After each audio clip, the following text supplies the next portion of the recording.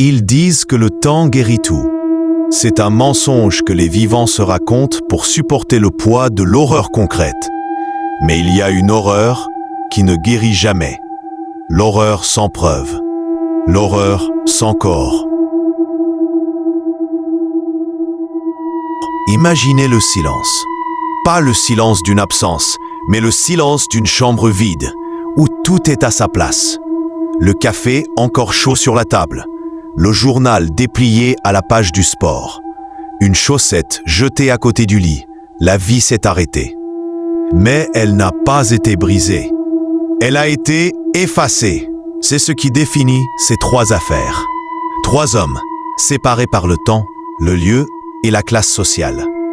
Trois vies qui se sont dissoutes, sans même laisser derrière elles l'odeur de la violence. Mais en cherchant bien, dans les crevasses de l'oubli, on découvre non pas des coïncidences, mais un motif, un rituel. Arthur Riel, 1985. Un petit village où l'on se connaît tous. Arthur était l'âme du coin. Un homme dont la vie était réglée sur le rythme de la marée et du vent. Un jour, il part pêcher. Un matin ordinaire, qui ne se termine pas. Les villageois le cherchent. La gendarmerie arrive. Il trouve sa barque. C'est là que l'horreur commence sa mélodie. La barque est sur la rive, attachée. Le filet est jeté, mais vide. Et dans la barque, la glacière. À l'intérieur de la glacière, le sandwich au jambon et le thermos de café d'Arthur. Intact. Il n'a rien mangé, il n'a rien bu. Il a laissé derrière lui le nécessaire pour survivre à une journée de labeur, pour s'évaporer. Le chien d'Arthur, un vieux labrador, est resté sur la rive pendant 3 jours. Il n'a pas pleuré, il a juste fixé l'eau. Comme s'il attendait non pas son maître, mais quelque chose d'autre à la surface. La seule chose que les enquêteurs ont trouvé d'anormal, une odeur qu'ils n'ont pas pu identifier. Pas le sang, pas la vase, pas la peur. Quelqu'un l'a décrite plus tard comme l'odeur du métal froid et de la terre stérile. L'odeur de l'endroit où la vie n'a plus sa place. Arthur Riel a disparu en plein jour, en plein cœur de sa routine. Il n'a pas été enlevé, il n'a pas fui, il a été effacé de la toile. Et ce silence sur l'eau, ce silence va se répéter. Thomas Varel, 20 ans plus tard, une ville, des caméras à chaque coin de rue, une fortune construite sur le secret et la discrétion. Thomas Varel, 48 ans. Il était l'homme le plus organisé que la police ait jamais rencontré. Le 17 octobre 2005, à 8 heures, il quitte son appartement. À 8h07, il passe devant la boulangerie. À 8h15, il passe devant le bureau de tabac. À 8h22, il entre dans le parking souterrain de la banque. Le mur, il est entré. Il n'en est jamais sorti. Le ticket de parking est toujours dans la machine.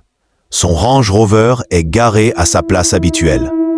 Sur le siège passager, son téléphone portable. Déverrouillé, il venait d'envoyer un simple SMS à sa femme « J'arrive ».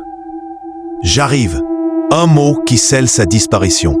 Quelqu'un qui fuit ne laisse pas son moyen de communication personnel. Quelqu'un qui est enlevé ne laisse pas son téléphone déverrouillé sur le siège. Les caméras du parking, elles n'ont rien vu. Un saut entre la voiture et l'ascenseur. Un saut de 3 mètres qui n'a laissé aucune trace thermique, aucun son, aucune ombre. Les enquêteurs trouvent un carnet dans le tiroir de son bureau à la banque. Des notes sur les marchés, les chiffres. Et à la dernière page, une seule phrase, écrite au stylo rouge. Pas de la main de Thomas. Une écriture penchée, enfantine. L'attente est le dernier cadeau. Ils ont fouillé les registres, les comptes. Rien. Un vide comptable. Le banquier le plus rigoureux s'est volatilisé, en laissant derrière lui un message de pur sadisme. Docteur Émile Valois, notre époque. La plus récente. Le docteur Valois, professeur d'histoire ancienne. Un homme dont la vie était une quête du passé et dont la disparition pourrait être la clé de notre horreur. Il disparaît après avoir donné une conférence. L'auditoire était plein. Des dizaines de témoins l'ont vu marcher vers son bureau. Personne ne l'a vu en ressortir. Son bureau? La porte était fermée de l'intérieur. Les pompiers ont dû défoncer la porte. Le docteur Valois n'était pas là. Mais ce qu'ils ont trouvé, c'est le cœur de l'anomalie. Sur son tableau blanc, il n'y avait pas d'équation, pas de date. Seulement 3 mots écrits à la craie comme une obsession. Le pêcheur, le banquier, le professeur. Il les connaissait. Il étudiait leur absence. Son ordinateur était allumé. Sur l'écran, sa dernière recherche Google. Non pas Landru ou serial killer. Non. Sa dernière recherche était d'une simplicité désarmante. Et c'est ce qui la rend si horrible. Comment se débarrasser du temps? Il ne cherchait pas à échapper à la police. Il ne cherchait pas un moyen de tuer. Il cherchait à effacer les minutes, les heures, les années, le temps de l'absence. 3 hommes, 0 corps, 0 preuve. Mais nous avons un modèle. Chacun est parti au moment précis où il était le plus ancré dans sa routine. Le pêcheur dans sa barque, le banquier dans son parking, le professeur dans son bureau. L'acte a eu lieu dans un lieu de confiance absolue. 2. Chacun a laissé derrière lui un objet de survie ou de communication essentiel. Le café et le sandwich, le téléphone portable, l'ordinateur. Comme si on lui avait dit « tu n'en auras plus besoin ». Ouah. Et la chose la plus horrible, ils ont été pris par le même type d'individu, le collectionneur. Le collectionneur n'est pas un tueur en série. Il ne veut pas tuer. Il veut posséder.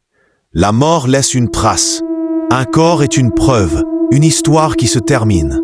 L'absence est une histoire qui ne se termine jamais. Le collectionneur a trouvé un moyen d'enlever sans laisser de preuves en se débarrassant de la seule chose qu'un homme cherche à garder, son temps. Où sont-ils? Ils ne sont pas morts. Ils sont figés. Capturés à l'instant où leur routine était parfaite. Le pêcheur est peut-être pour toujours en train de jeter son filet sur le lac noir. Le banquier est peut-être en train d'appuyer pour toujours sur le bouton de l'ascenseur. Le professeur est peut-être en train de fixer cette question sur son écran, sans jamais trouver la réponse. Le collectionneur n'a pas tué 3 hommes. Il a volé 3 vies entières et les a emmurées dans leurs dernières secondes. Et si le docteur Valois cherchait à comprendre comment se débarrasser du temps, c'est peut-être parce qu'il avait compris qu'il était le prochain sur la liste. L'attente est le dernier cadeau. C'est le collectionneur qui l'a écrit. Il nous laisse l'attente. L'attente de la preuve qui ne viendra jamais. C'est l'horreur pure.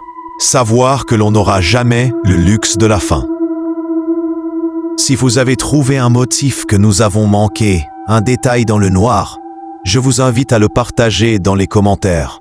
Mais faites-le à voix basse, car dans le silence, il écoute. Abonnez-vous, partagez et vérifiez toujours, si votre routine est trop parfaite. Ce fut l'histoire de 3 hommes disparus. 0 preuve, 0 corps.